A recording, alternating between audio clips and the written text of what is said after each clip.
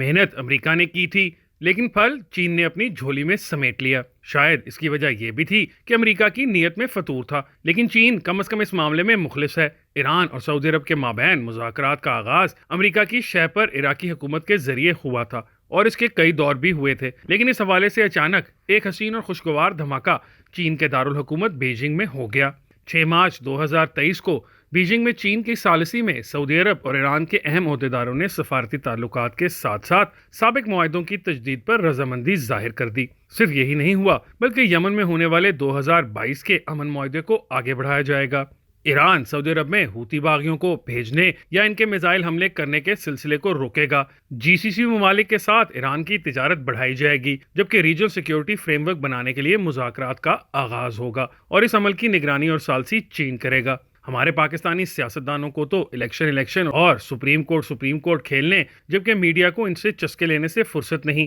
لیکن حقیقت یہ ہے کہ چین کی ثالثی میں ایران اور سعودی عرب کا معاہدہ اس خطے بلکہ دنیا کے لیے کسی بڑے انقلاب سے کم نہیں، اور محتاط الفاظ میں ہم اسے نیو ریجنل گیم کا نام دے سکتے ہیں۔ اس کا اثر پاکستان پر بھی پڑے گا، افغانستان پر بھی، یمن پر بھی، شام، عراق، لبنان پر بھی، بحرین پر بھی، اور کسی حد تک یو اے ای اور عمان جیسے ممالک پر بھی، پر کسی پر کم اور کسی پر زیادہ۔ لیکن حقیقت یہ ہے کہ مذکورہ تمام ممالک میں ایران اور سعودی عرب کی پراکسی جنگ جاری تھی، اور جب ان دونوں ممالک کی صلح ہو جائے گی تو رفتہ رفتہ خود بخود ان ممالک میں بھی یہ جنگیں ختم ہو جائیں گی۔ پاکستان ان دو ممالک کی پراکسی وار کی وجہ سے فرقہ واریت اور دہشت گردی کا شکار رہا، بلکہ سفارتی اور تجارتی حوالوں سے بھی ہمہ وقت پاکستان الجھن کا شکار رہتا۔ پاکستان کسی حوالے سے ایران کے قریب جاتا تو سعودی عرب ناراض ہو جاتا، اور سعودی عرب سے قربت بڑھاتا تو ایران بھڑک جاتا۔ حالانکہ پاکستان کے لیے دونوں سے خارجہ تعلقات قائم رکھنا مجبوری ہیں۔ ایران پڑوسی ہے، اور پاکستان میں ایک بڑی تعداد اہل تشیکی رہتی ہے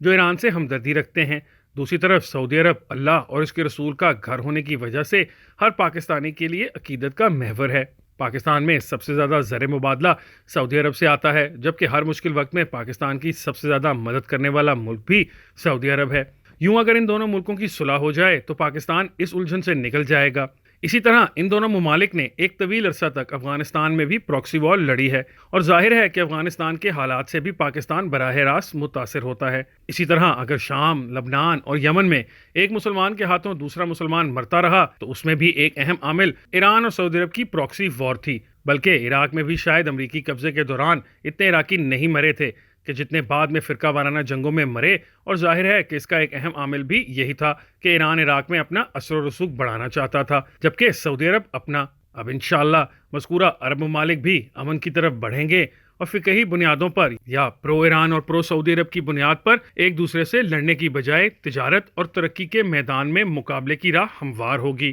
ایک اور اہم نتیجہ یہ نکلے گا کہ اب امریکہ کی ایران اور سعودی عرب کو بلیک میل کرنے کی صلاحیت مزید کم ہو جائے گی، کیونکہ ایران کا خوف دلا کر امریکہ عرب ممالک کو اپنا اسلحہ بیچتا، ان کے تیل کے ذخائر پر کنٹرول حاصل کرتا اور اپنی منمانیاں کرتا رہا، اور دوسری طرف ایران کو اتنا خوف امریکہ کا نہیں تھا جتنا کہ عرب ممالک کا تھا۔ اس لیے اس کے زیادہ تر وسائل امریکہ کے خلاف استعمال ہونے کی بجائے مسلمان ممالک میں اپنی پراکسیز کو مسلح کرنے اور دیگر حوالوں سے امداد دینے پر خرچ ہوتے رہے۔ عرب ممالک کی اسرائیل کے ساتھ تعلقات کی بحالی کے عمل نے ایران کے خوف کو مزید بڑھا دیا تھا، کیونکہ اسے خوف تھا کہ یہ اتحاد اس کے خلاف بن رہا ہے۔ میرا اندازہ ہے کہ اسرائیل کے ساتھ عرب ممالک کے تعلقات کی بہتری کا عمل بدستور جاری رہے گا، لیکن اب اس کی بنیاد ایران کا مقابلہ نہیں بلکہ باہمی بقا اور تجارت پر ہوگی۔ جو مثبت پیش رفت ہوئی ہے اس کا کریڈٹ سعودی عرب کی قیادت یعنی شاہ سلمان اور کراؤن پرنس محمد بن سلمان یا پھر ایرانی قیادت کو جاتا ہے کہ انہوں نے نئے زمینی حقائق کو تسلیم کیا اور یہ جان گئے کہ باہمی دشمنی سے دونوں فریقوں کو نقصان ہو رہا ہے۔